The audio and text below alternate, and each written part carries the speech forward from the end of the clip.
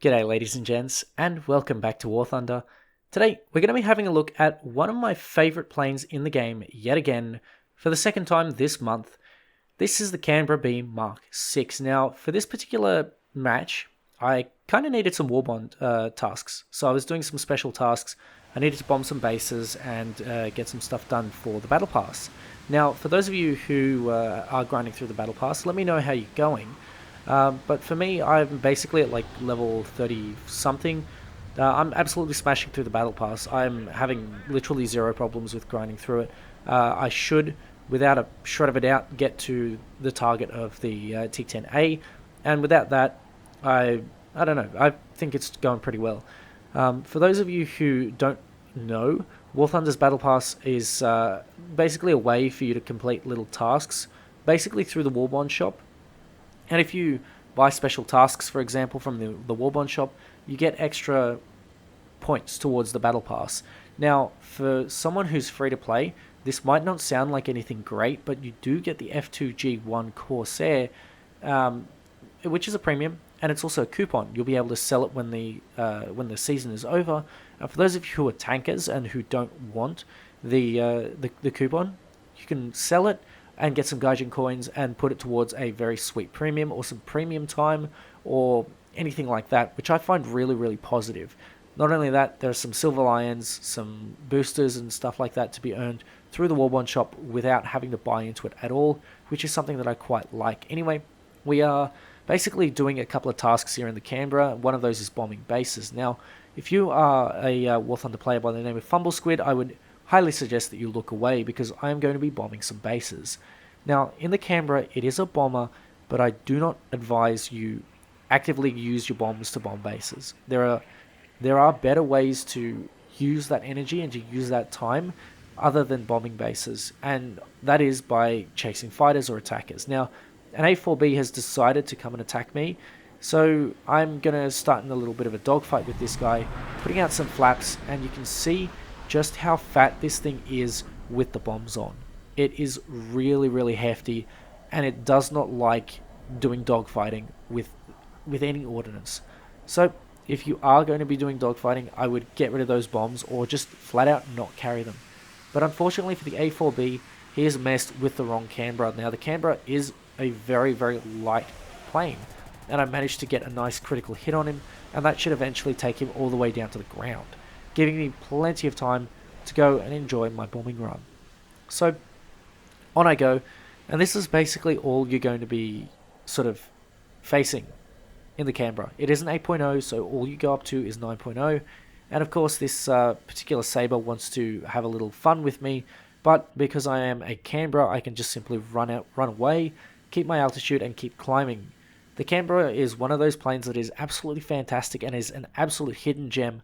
I've already made a video on it, and I already absolutely adore the plane. I managed to drop one little bomb on the base there. The idea is to basically try and let the IL-28 take out the other base and give me a couple of base destroyeds, get as many of them as I can for the battle pass.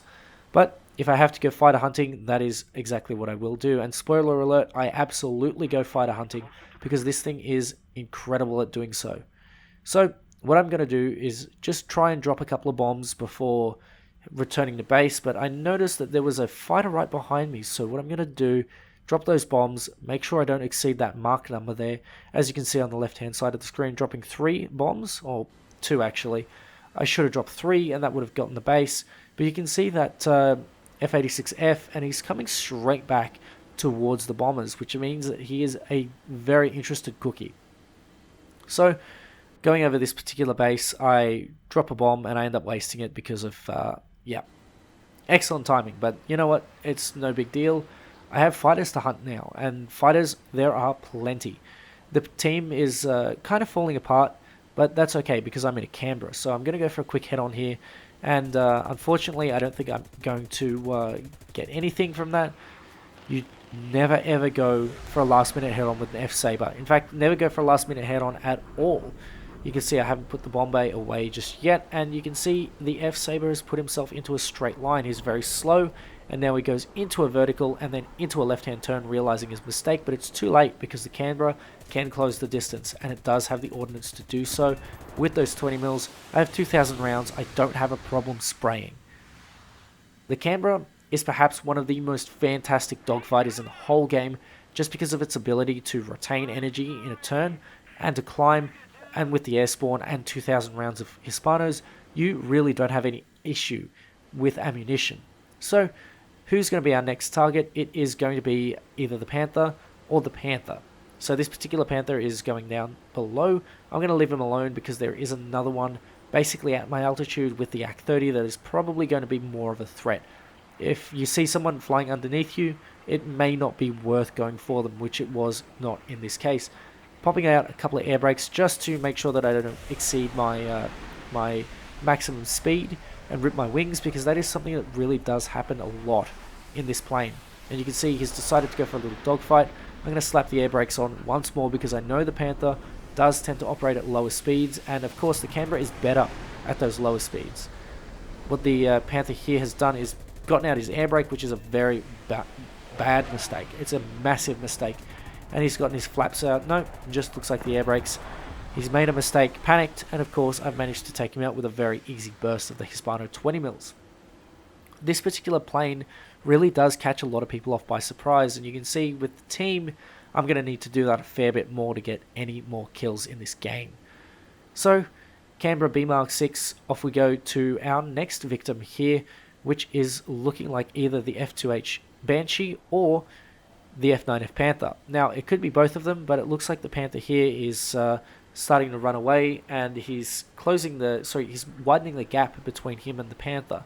Now, if I followed the Banshee, I would basically be trailed by that F9F, and that's not really good for me. So what I'm going to do is I'm going to put myself up into a slight climb and then go over for the vertical to try and energy trap this Panther into basically stalling out in front of my guns.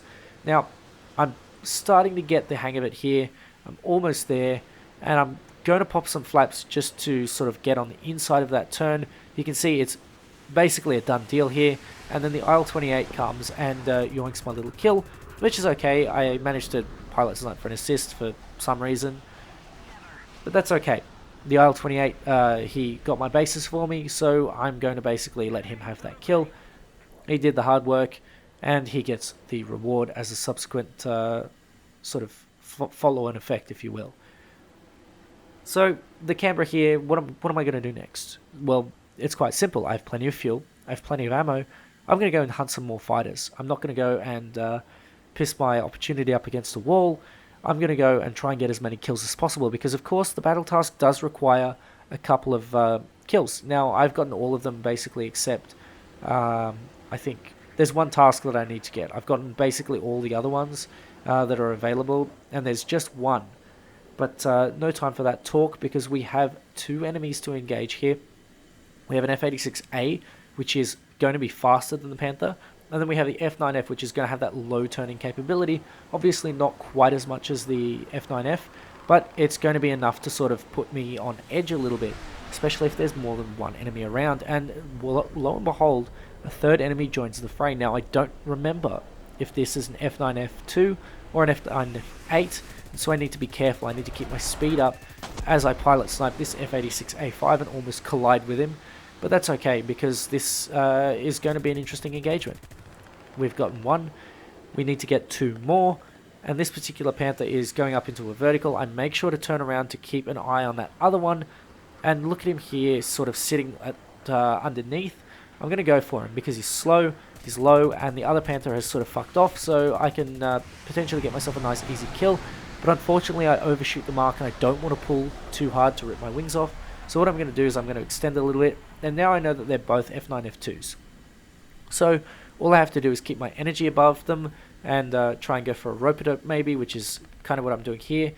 I'm going to try and lure them into a false sense of security, and he overturns the mark, and I manage to get a couple of little hits. Very risky head-on. I shouldn't do that in retrospect, but I've done it, so I guess you can't really change much. Anyway, I managed to take some hits from that Panther there, and I'm going to keep going into the vertical because my energy retention is a lot better than theirs. And this is a bomber. This happens in a bomber. So this is like D5 Stuka, but for jets, which is what I really like. I'm going to keep going. Have a look at that acceleration. Have a look at that climb rate. I am just absolutely besting these Panthers. There is nothing that they can do. And that is exactly what I intend to maintain. One of the Panthers is getting a little bit close for comfort, and I go for another shady-ass head-on, pull away, and I manage to tail control him very, very luckily. Otherwise, if I hadn't done that, I would have been in a bit of a pickle. I really shouldn't be doing those sort of shady head-ons. They're really risky, and they, especially with a big target like the Canberra, you really shouldn't be doing them. Now, I noticed that the Panther here is going down to the ground. I didn't realize I'd tail controlled him at the time, but I have a couple of other targets to sort of worry about here. I have the Banshee and the original Panther from before. The Banshee seems like he's got a fair bit of speed, so what I'm going to do is I'm going to roll over and try and make him turn with me as I go in for the Panther. But I decide last minute, because he's not really pitching up as aggressively as I thought he was, I'm going to go for him. I get a couple of hits again. These sort of risky maneuvers are really not worth the time. They're too risky for what they're worth, and I might as well just nose over and try and get myself a nice easy kill again on the Banshee there. This is turning out to be one hell of a dogfight, and I've managed to basically win so far, 2 or 3 enemies out of 3 or 4, and now all I have is this one guy. This one particular F9, F2, I can do whatever the hell I want, because I'm in a Canberra, and this guy's decided to low speed turn fight, which is a very, very risky maneuver. Here we go, a couple of hits, and I notice that someone's going to come in and probably try and yoink my kill. I really wanted my 6 kills, so I'm going to kind of commit to this, because I can. It's just something that you can do in the Canberra. You can afford to commit, especially when there aren't any enemies around. But there we go, a little bit of a spray, nothing just yet, but it's only a matter of time before this Canberra basically bites the dust. The Panther bites the dust. He's almost got it. The AK-30 comes in, you can see him air braking there. I want that kill so bad, but unfortunately for the AK-30, it's not going to be for him. It's going to be my precious, and there goes my 6th kill. Anytime now. There we go, and a pilot snipe. One of the F9Fs does end up crashing, and that could have been like 7 or 8 kills, but the B-57 who was remaining graciously opted to land and bail out, which is really, really lovely. The guy recognizes me, so how's it going? Hope you're having a good one, and of course, I hope you're having an excellent Boxing Day, because, or day after Boxing Day rather, 28th, because that's when this video is probably going to go live. Now, the Canberra is one of those jets that you sometimes will have a lot of trouble with. You saw in the first video. If you didn't, I'll probably show it up on screen in the little card off to the right hand side. But for those of you who didn't watch that and refused to go and watch it for some reason, it can be a bit of a struggle in the Canberra. But that's just like any bomber that you're trying to go fighter hunting with. You need to basically take it easy. You can't sort of just run in there and hope for the best. You can be a little bit aggressive, but you need to control when you are aggressive in order to maximize the effect of your plane. And when you do maximize the effect of your plane, the results are absolutely astounding, just like they are in the Canberra in this particular match. 6 kills, almost 800 kilos of TNT dropped on bases, basically, an assist, and plenty of medals and rewards to go with it. Anyway, ladies and gents, thank you very much for watching. I hope you enjoyed. Take care, and I'll catch you next time.